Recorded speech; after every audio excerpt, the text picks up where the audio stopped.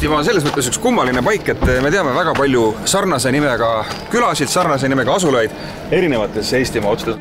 Ja tuleb välja, et see Kadrina, mille kõrval mina olen sündinud ja üles kasvanud, ei ole üldse ainus Kadrina. Me oleme jõudnud Peipsi järve lähistele Kadrinasse, siin lähedal on Pala ja siin lähedal on kindlasti palju kuulsaid teisi Peipsi järvega seotud kohanimesid veel. Kuulsaid. Aga ütleme, orientiir on see, et kui te vaatate nüüd sinnapoole, siis siin on Kadrina mõis. See Kadrina mõis on meie jaoks ka oluline koht, sellepärast, et selle Kadrina mõisa maadelt oleme me saanud loa hakata järgmisi põnevaid leide otsima. Tere tulemast õigesse peal. See on nüüd õige Kadrina ja selle Kadrina mõisa teoori. Ja mitu aastat sa siin orjanud oled siis? 90ndate keskel peale Räpina kooli lõpetamist sai see mõis ostetud. Plaanis oli küll BMW osta. Nagu kui sul oleks BMW, sul oleks millegagi tegeleda praegu? BMW-ga oleks ikka, jah? Aga tegu on siis üpris vana mõisaga ja väidetavalt on see ehitatud siis Katariina teise käsul, kellele meeldis Peterburist Riiga sõita ja ta pidi kuskil siis ööbima. 2 asja, mida iga mõisa kohta alati teada saada. Üks on see, kus oli salakäik ja teine asi, kus matsidele rooki hoiti. Lihtsalt otsa uksest välja vaadates seal näeb üht ust ja väidetavalt siis uks viis maa-alust käiku pidi lähedal olevasse vesiviskis. Ja teine koht on siis kartser, mida sa küsisid. See on üks väike ruum, saal, kus meil täna on saunakeskus, aurusaun, aga mõisajal oli siis seal kartser. Üks taat rääkis, kuidas tema isa koos oma sõbraga olid väiksed poisid, nende vanemad olid siin mõisas tööl ja nemad siis ülevalt suitsuluugist vaatasid, kuidas mõisnikud all pidu peavad ja asi läks igavaks ja tekkis mõte võistlust teha, kumb täpsemalt morsiklaasi pisib. Okay. Seda ei tea, kumb võitis. Seda ma ei tea, kumb võitis, aga üks taat lonkas elu lõpuni ühte jalga. Tema jäi vahele. Tuuri lõpetuseks annab mõisahärra meile paar head vihjet, kust varandust otsida. Siin metsa taga elas üks taat, kes oli uurinud kõik raamatud läbi, väidetavalt, kuidas siis Vene tsaar oli Tartust kullakoorma peale võtnud.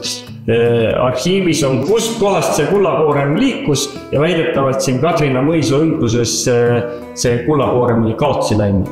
Hea õnne korral äkki kaevame isegi kulda siit välja. See on ikka väga hea.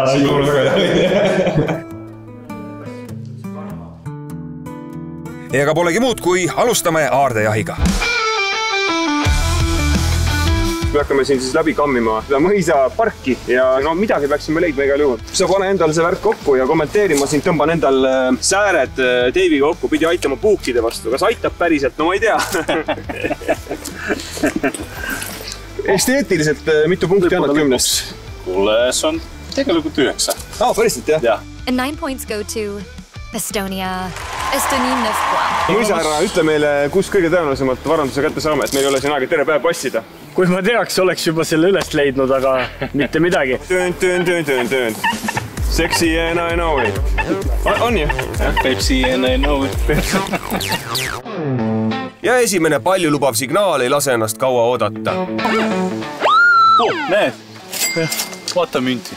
Münt ongi või? Jah. Ei ole võimalik. No, ma ütlesin sulle, et professionaalid siin leiavad kindlasti. Uskumatu. No vaata ju. 1881. Üks, jah. See on 5 kopikat ju. 5 kopikat, jah. Ja kohal, nagu 5 kopikat, on teinegi äge leid.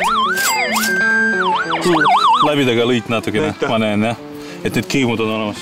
Vene kopkad, ikka sama aeg. 1842 on see vanem natukene. Oho.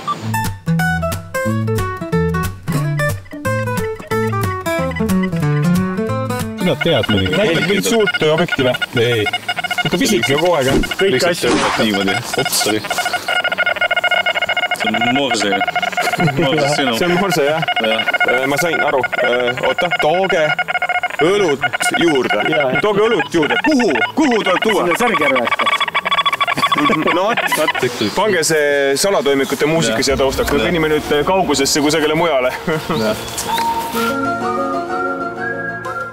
Ka pargis jooksevad otsingud rappa. Õnneks aga on heal mõisahärral välja pakkuda plaan B.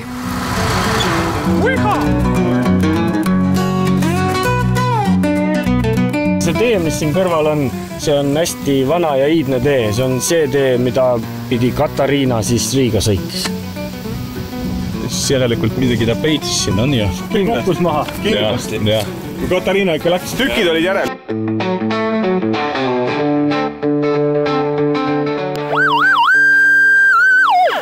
Nägi. Ja tehe. See ongi ju ilus nööp, mõisaaegne. See ei ole nööp, see on osa hoobuste kaunistusest. Vaatad üle, ei olnud autosid ju, aga igaüks sooviks, et tema transpordivahend oleks väga ilus ja unikaalne. BMW oleks ägedam.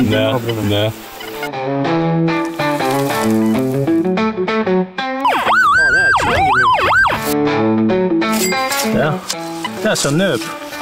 See on vist postmeisteri nööp. See on umbes 1830 midagi sellist. Päriselt või? Jah. Otse loomulikult tuleb otsingute käigus välja ka muud sodi ja nodi. Nägi. See on kohju. Sellist enam ei toodeta isegi. Kes on Kreisi raadiot näinud, see mäletab. Kahjuks läks nii jälle.